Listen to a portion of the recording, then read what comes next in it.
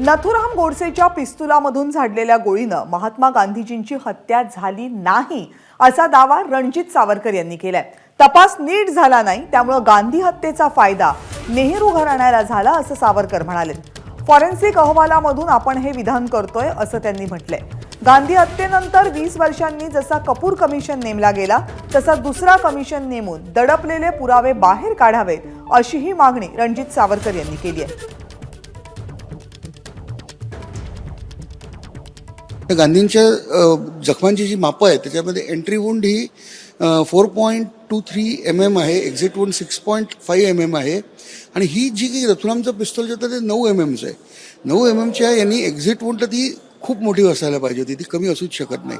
त्याच्यानंतर ज्या दिशेने गोळ्या झाडण्यात आलेल्या आहेत तर एक गोळी बाहेरून आतमध्ये आलेली आहे आणि दुसरी गोळी आतून बाहेर गेलेली आहे, म्हणजे वेगवेगळ्या दिशेने झाडलेलं आहे। तर जर नथुराम गोडसेंनी 2 फुटावरनं गोळ्या झाडल्या, पहिली तर त्यांचं 9 mm पिस्तुलाच्या त्या जखमा नाहीच आहेत, जरी त्या असत्या तरी त्या जवळनं झाडल्या गेल्या असल्या तिकडे ॲबरेशन मार्क येतात ते पण नाही आहे आणि डायरेक्शन सरळ पाहिजे ती पण नाही आहे। तर 2 किंवा जास्त मारेकऱ्यांनी दूरनं छोट्या गोळ्यांनी म्हणजे 0.22 किंवा 0.25 या बोरच्या गोळ्यांनी तो हल्ला झाला असावा। पण नथुराम गोडसे यांच्या गोळ्या 100% गांधींना स्पर्श केला नाही हे यातनं सिद्ध झालेलं आहे। नथुराम गोडसेंना शिक्षा झालीच असती, पण ती अटेम्प्ट ऑफ मर्डर करता झाली असती, हत्येकरता नाही। ज्यांनी हत्या केली त्यांना लपवण्यात आलेलं आहे। आता हे माझं जनतेला आव्हान आहे की हे प्रश्न विचारले पाहिजेत सरकारला की मग गोडसेंनी मारलं नाही तर कोणी मारलं, यासाठी सरकारने चौकशी करावी असं जनतेला माझं आव्हान आहे। लोकशाही आहे, जर जनतेला वाटलं तर सरकारने हे करेल। सावरकरांचे वंशज असलेल्या रणजित सावरकर यांनी हा दावा केलाय।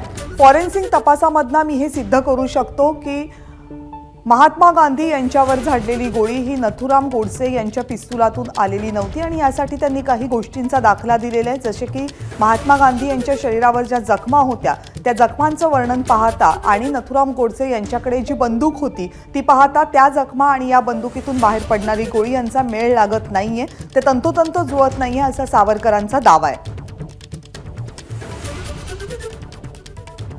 गांधीवादी नेते कुमार सप्तर्षी सध्या आपल्यासोबत दूरध्वनीवरून आहेत। सप्तर्षी सर नमस्कार। नमस्कार। विधान ऐकलं तुम्ही आता सावरकरांचं? हो हो हो ऐकतो। काय तुमची प्रतिक्रिया यावर? माझं म्हणणं असं आहे की हे ज्याला हॅबिच्युअल म्हणतात, म्हणजे तेच वारंवार करणारे, तुरुंगातला शब्द आहे हा हॅबिच्युअल, ते तोच गुन्हा करणारे। खोटं बोलणं हा राष्ट्रीय स्वयंसेवक प्रणित लोकांचा विशेष आहे आणि त्यांचे लोक एकमेकावर विश्वास करतात, डोकं चालवत नाही, डोकं बंद करूनच ठेवलेलं असतं। त्यामुळे इतकं खोटं कसं म्हणणं, आता उद्या तुम्ही असं सांगेल की परवाच वृद्धाश्रमामध्ये मला महात्मा गांधी भेटले, त्यांचे लोक विश्वास ठेवतील, पण लोकांचा काही विश्वास नाही यायचा। नथुरामनी गोळी मारली, ह्याच्यावर कपूर आयोग झाला, खटला झाला, त्यांनी कबूल केलं आणि तोच आधी पासून गांधींच्यावर त्यांनी 3 वेळा त्याच्या आधी हल्ले केले होते ना।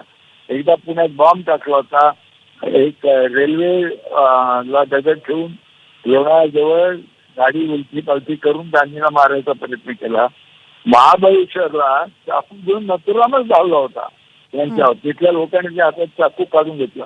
बेलारी गुरुजी म्हणून आमदार होते नंतर, ते नाहीच आता, पण त्यांनी त्याचा हात धरला आणि गांधींनी त्याला सांगितलं मारू नका त्याला माझ्याशी चर्चा करायला पाठवा।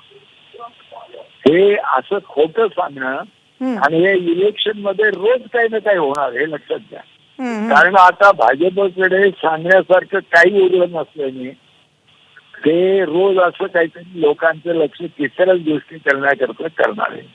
किती खोटं बोलू शकतात, त्याला मर्यादा नाही। सप्तर्षी सर धन्यवाद, तुम्ही एबीपी माझाशी संवाद साधलात आणि तुमची प्रतिक्रिया स्पष्टपणे व्यक्त केली त्याबद्दल। एबीपी माझा, उघडा डोळे बघा नीट।